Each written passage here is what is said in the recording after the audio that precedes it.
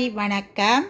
இன்றைக்கு சிக்கன் கறி நான் ஒரு வித்தியாசமான முறையில் செய்ய போகிறேன். ரொம்ப இலகுவாக ஈஸியாக செய்ய போகிறேன். அதுக்கு நான் சிக்கன் 2 கோழிக்கால் எடுத்து க்ளீன் பண்ணி கழுவி வச்சுருக்கிறேன்.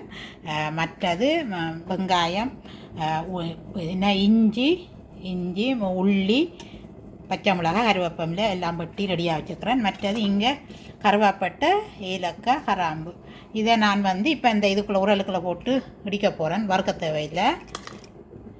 இப்படி இடிச்சிட்டு ஒருக்கா பாருங்க, இப்படி இடிச்சிட்டு நல்லா அடிக்கணும். மண்டியில் இஞ்சி உள்ளி அதையும் போட்டு சும்மா இருக்கா அப்படியே தட்டி போட்டு அதோட பச்சை மிளகாய்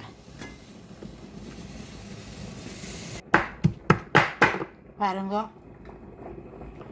இப்படி தட்டி போட்டு இதுக்குள்ளே போடுவேன். ரச்சிக்காய் போட்டுருக்கிறேன். இதையும் கொஞ்சம் இடிப்பேன். இப்படி ஒரு வெங்காயத்தையும் இதுக்குள்ளே போட்டு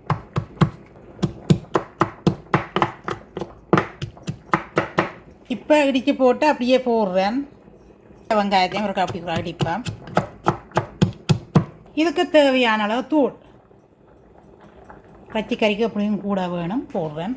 மஞ்சத்தூள் 1/4 டீஸ்பூன், தேவையான அளவு உப்பு பார்த்து பிறகு போடலாம். சிறிதளவு எண்ணெய் அப்படியே விட்டு அப்படியே பிரட்டி குழச்சி விடுவோம். அப்படியே குழச்சி ஒரு 15 நிமிஷம் ஊற வைக்க. 15 அரை மணித்தாலும் வைக்கலாம். குறைஞ்சது 10 நிமிஷம் வந்தாலும் இப்படி வச்சுட்டு அந்த இடித்த வெங்காயத்தின் அந்த சாரோட சேர்ந்து எல்லாம் சேர்ந்து அப்படியே ஊறி வேற அந்த நல்லா இருக்கும். ஒரு வித்தியாசமான டேஸ்ட்டு நல்லா இருக்கும். பாருங்கோ,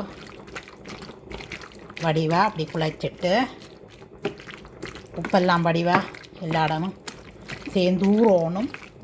அந்த வெங்காயத்தின் இது எல்லாம் மசாலா பொருட்கள் இப்போ இருக்கட்டும். 15 நிமிஷம் இருக்கட்டும். இப்போ அது ஊறிட்டுது. நான் இப்போ சட்டியை வச்சு எண்ணெயை விடுறேன்.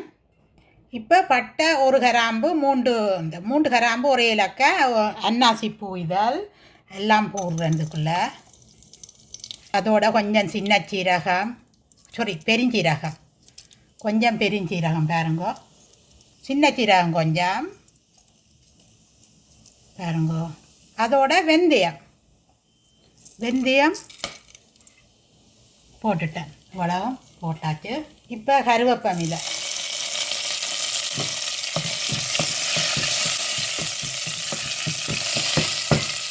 பாருங்கோ. இப்போ கருவேப்பிலையெல்லாம் போட்டுட்டேன். இப்போ நான் ஊற வச்ச பச்சியை போடுவேன். போட்டுட்டு இப்போ ஒரு 2 நிமிஷம் மூடி விடுவேன். இப்போ 2 நிமிஷம் கழித்து நான் திறந்து பார்ப்பேன். இப்போ 2 நிமிஷம் கழித்து திறந்து பார்த்து இதை பிரட்டி விடுறேன்.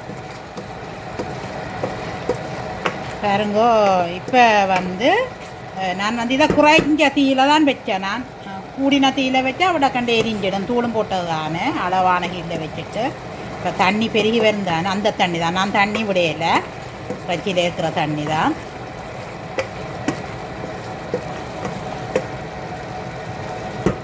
இப்போ இந்த தண்ணியை சிலாவி விடுவோம். தண்ணியை இதுக்கு தேவையான அளவு தண்ணியை மவிய விடுவோம்.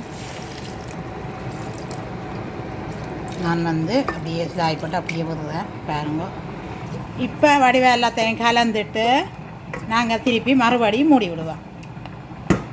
இப்போ 5 நிமிஷம் கழித்து நாங்கள் திறந்து பார்ப்போம். தூளெல்லாம் காணுமோண்டெல்லாம் பார்த்து போடணும். பாருங்கோ, நிறமாக இருக்குது, கொஞ்சம் வெள்ளையாக இருக்குது. என்ன அப்போ தூள் கொஞ்சம் போடணும். இப்போ நான் தூள் போடுறேன். தூள் போட்டுட்டு ஒரு கலந்து விடுவேன். எங்களுக்கு கறி இப்போ ரெடி ஆகிட்டது. இனி நான் அடுப்பு நிப்பாட்ட போகிறேன். இப்போ பாதி தேசி புளி சூடு ஆறின பிறகு விடணும். பாருங்க கறி ரெடி ஆகிட்டுது. பாதி தேசி புளி சூடு ஆறின பிறகு விடணும். இந்த வீடியோ உங்களுக்கு பிடிச்சிருந்தால் லைக் பண்ணுங்க, கருத்துக்களை எழுதுங்க, சப்ஸ்கிரைப் பண்ணிவிட்டு பாருங்க. ஈஸியாக இலகுவாக ஒரு கறி செய்திருக்கிறேன். மிகவும் சுவையாக இருக்குது. நீங்களும் ட்ரை பண்ணி பாருங்க. நன்றி, வணக்கம். சப்ஸ்கிரைப் பண்ணுங்க. சப்போர்ட் பண்ணினா எங்களுக்கும் உற்சாகமாக இருக்கும். கருத்துக்களை எழுதுங்க. நன்றி, வணக்கம்.